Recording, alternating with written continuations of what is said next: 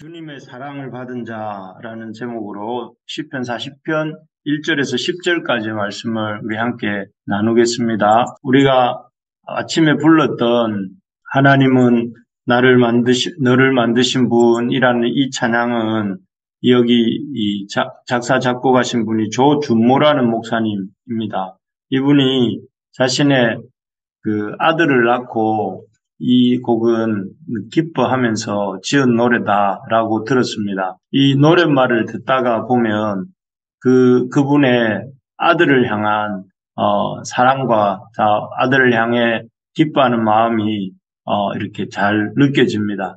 특히 가사 중에서 그의 생각 셀 수 없고 그의 자비 무궁하며 그의 성실 날마다 새롭고 그의 사랑 끝이 없단다 하는 구절에서 하나님 아버지의 그 마음을 빗대어서 자신의 마음도 이렇게 표현한 것 같이 느껴집니다.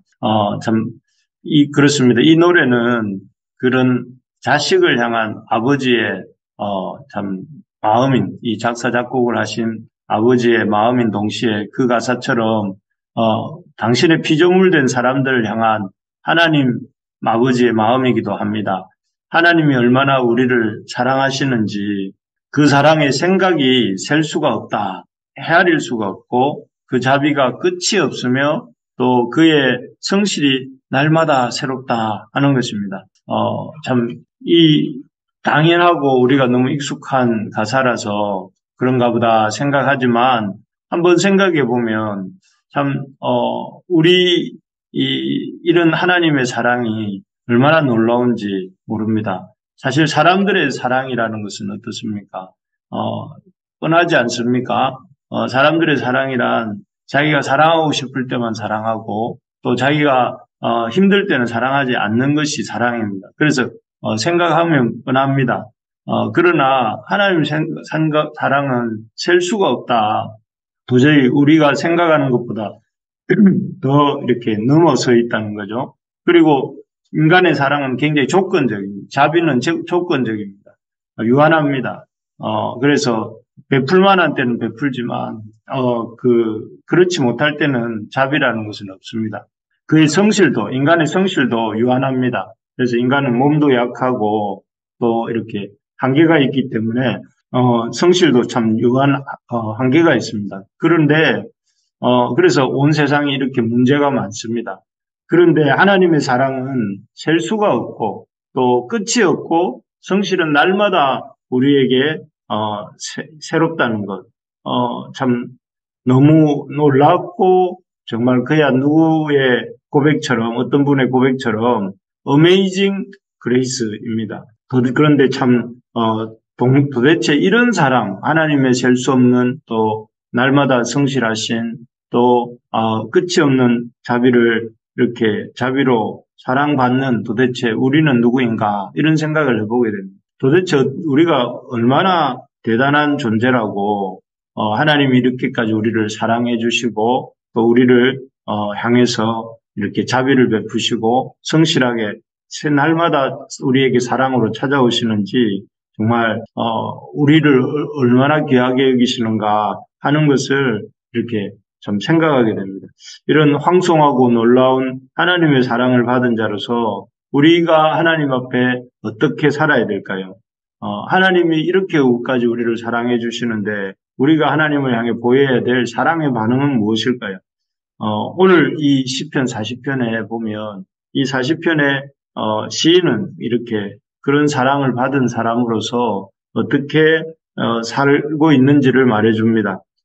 이 주님의 측량할 수 없는 또 자비와 사랑과 성실한 보살핌을 받는 자로서 우리가 마땅히 보여야 할 반응은 이렇게 시인의 모습을 통해서 보면서 우리의 주님을 향한 태도가 새롭게 되기를 간절히 소망해 봅니다. 먼저는 주님의 이런 놀라운 사랑을 받은 자로서 우리가 마땅히 보여야 할 반응은 여호와를 기다리는 것이다. 이렇게 말을 합니다.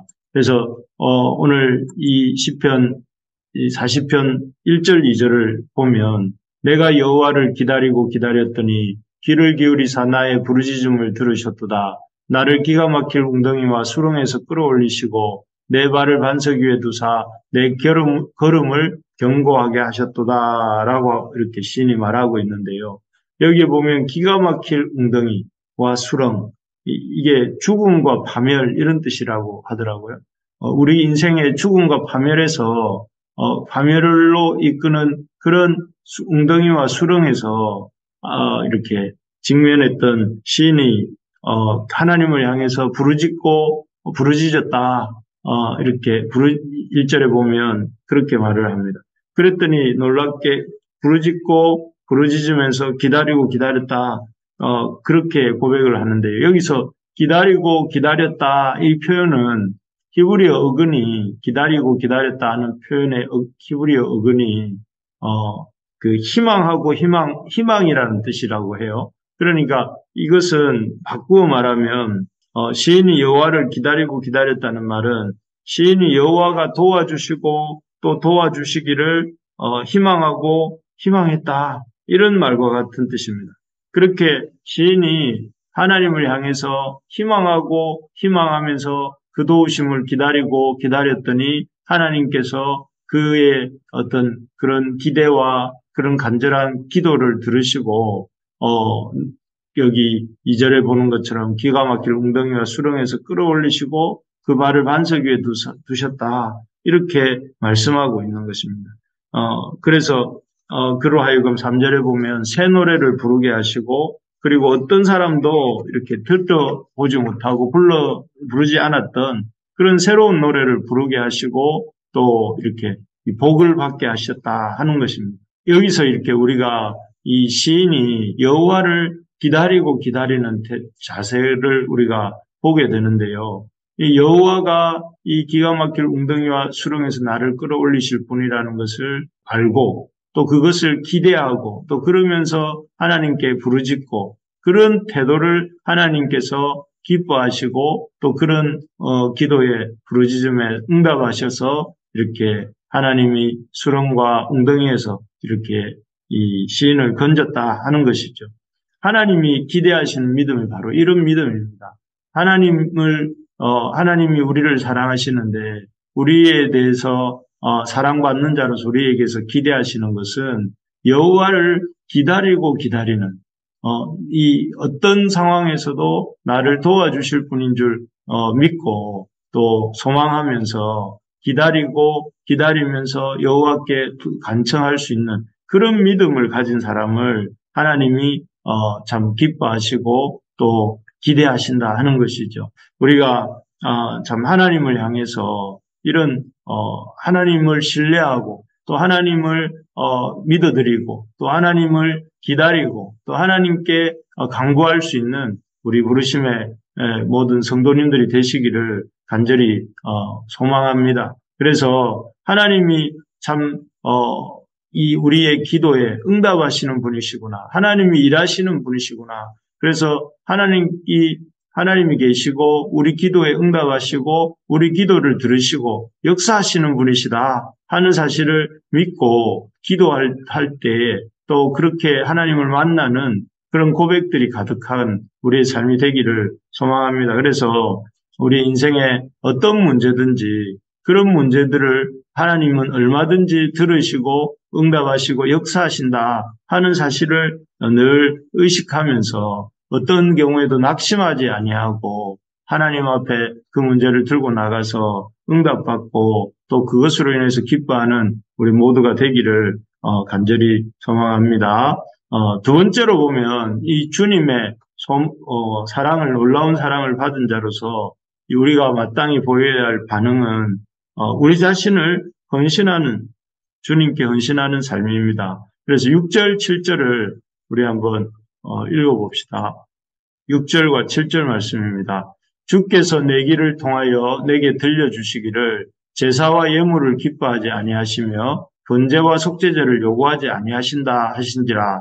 그때 내가 말하기를 내가 왔나이다. 나를 가리켜 기록한 것이 두루마리 책에 있나이다. 이렇게 말씀하고 있습니다. 여기에 보면 하나님이 그렇게 사랑하시고 또 하나님이 귀히 여기시는 우리를 향한 하나님의 마음이 무엇인지를 시인이 이렇게 고백하는데 주께서 내 길을 통하여 내게 들려주시기를 시인에게 말씀하신 것이죠.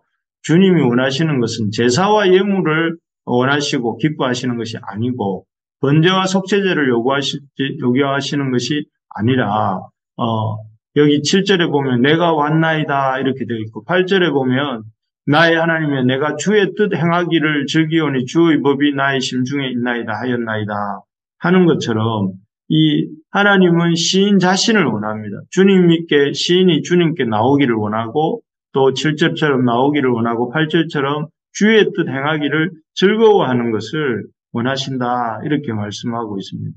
그래서 하나님은 우리가 참 하나님의 백성으로서 어떤 외형적인 이 종교적인 열심이나 종교적인 행위를 하기를 원하시는 것이 아니라 그 자신, 하나님이 이 백성 그 자신을 원하고 또 그 백성이 하나님을 이 뜻을 기뻐하면서 하나님의 뜻을 행하기를 즐거워하면서 그렇게 자기 자신을 하나님 앞에 드리기를 원하신다 하는 것이죠. 그래서 우리가 잘 아는 요한복음 4장 24절에도 보면 하나님은 영이시니 하나님을 예배하는 자는 신령과 진정으로 하나님을 예배해야 된다. 이런 말씀이 있지 않습니까? 그래서 하나님은 원하시는 것이 신령과 진정의 예배를 원하시고 그래서 로마서 12장 앞부분에 보니까 너희 몸을 하나님이 기뻐하시는 거룩한 산제사로 드리라 이렇게 말씀하셨습니다.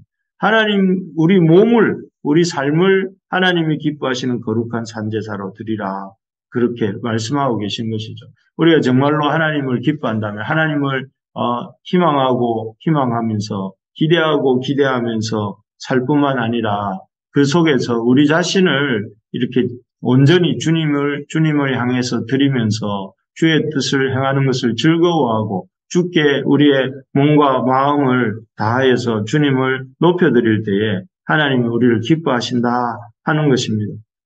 바라기는 우리 모든 부르심의 가족들이 이번 한 달도 주님의 뜻 행하기를 기뻐하면서 우리 자신을 주님께 드릴 수 있는 그런 우리가 되기를 간절히 소망합니다. 그래서 우리의 삶 속에 주님을 기뻐하는 마음이 가득하고 주님께 우리 자신을 참 아낌없이 드릴 수 있는 어떻게 하면 내가 우리 주님을 기뻐할 수 있을까 이렇게 생각을 하면서 매일매일 참 이 새벽 기도회든지 또 아니면 수요 기도회든지 아니면은 또 이렇게 주일 예배든지 이것을 이게 순서가 있으니 오늘 그런 날이니 가서 예배드리고 기도한다 이런 것이 아니라 주님 앞에 기쁜 마음으로 기쁘다 즐거운 마음으로 정말 이 천지 주제이신 하나님을 내가 만나는 이런 귀한 자리구나 이런 마음으로 우리 그 자리에 참여하고 또 함께 해나갈 때에 하나님 그런 마음을 기뻐하시고 그런 마음에 우리 하나님의 그 영광을 받으시고 하나님의 능력을 나타내 주실 줄로 믿습니다. 그래서 우리가 우리의 마음으로 온몸을 다해 헌신하는 그런 우리 모두가 되기를 진심으로 축복합니다. 마지막입니다. 주님의 놀라운 사랑을 받은 자로서 우리가 마땅히 보여야 할 반응은 첫째는 주님을 기다리는 것이고 둘째는 주님께 우리 자신을 드리는 삶을 사는 것이고 세 번째로는 기쁜 소식을 전하는 삶을 사는 것입니다. 우리 같이 한번 9절과 10절을 같이 한번 읽어보겠습니다. 내가 많은 회중 가운데에서 의의 기쁜 소식을 전하였나이다. 여호와여 내가 내 입술을 담지 아니할 줄을 주께서 아시나이다. 내가 주의 공의를 내 심중에 숨기지 아니하고 주의 성실과 구원을 선포하였으며 내가 주의 인자와 진리를 많은 회중 가운데에서 감추지 아니하였나이다. 이렇게 고백하고 있습니다. 여기에 보면 이 시인이 이런 주님의 놀라운 사랑을 받고 구원함을 경험한 시인이 어떻게 했다고 되어 있습니까? 많은 회중 가운데에 의의 기쁜 소식을 전하였다. 이렇게 말을 하고 있습니다. 여호와여 내가 내 입술을 닫지 아니할 줄을 주께서 아시나이다. 내가 내 주의 공의를 내 심중에 숨기지 아니하고 주의 성실과 구원을 선포하였으며 내가 주의 인자와 진리를 많은 회중 가운데서 감추지 아니하였나이다. 이렇게 고백합니다. 구원의 은혜, 자기가 경험한 구원의 은혜, 또 자기가 체험한 그 하나님의 놀라운 사랑을 잠잠하지 않고 입을 꼭 다물고 마치 이 침묵이 미덕인 것처럼 이렇게 있는 것이 아니고 주께서 우리에게 베풀어 주신 은혜가 무엇인지를 이렇게 입으로 삶으로 또 이렇게 이 모든 이 행위를 통하여서 드러내었던 것이죠. 그래서 참 그렇게 할 때에 하나님이 참 영광을 받으시는 것입니다. 우리가 우리 주님을 사랑한다 할 때에 그 주님을 향한 사랑의 마음을 이렇게 우리 널리 알릴 때 주님이 우리를 어떻게 사랑하셨는지 어떤 분이신지를 알릴 때 그것이 하나님의 영광을 드러내는 일이고 하나님을 기쁘시게 하는 일이다 하는 것을 생각해 보면서 참 갈수록 주님을 전하는 일이 쉽지 않은 이런 부분들이 있겠지만 우리 주님의 특별한 그 사랑을 힘써 전하는 우리가 되고 또 다음 한 해가 2023년도 곧 다가오고 있는데 되기를 진심으로 소망합니다. 그래서 우리가 오늘 이 하나님의 사랑을 받은 자로서 주님의 사랑을 받은 자로서 우리가 주님을 기대하고 주님께 참 우리의 자신을 드리면서 힘써 주님의 진리를 전하는 우리 모두가 될 수 있기를 간절히 소망합니다.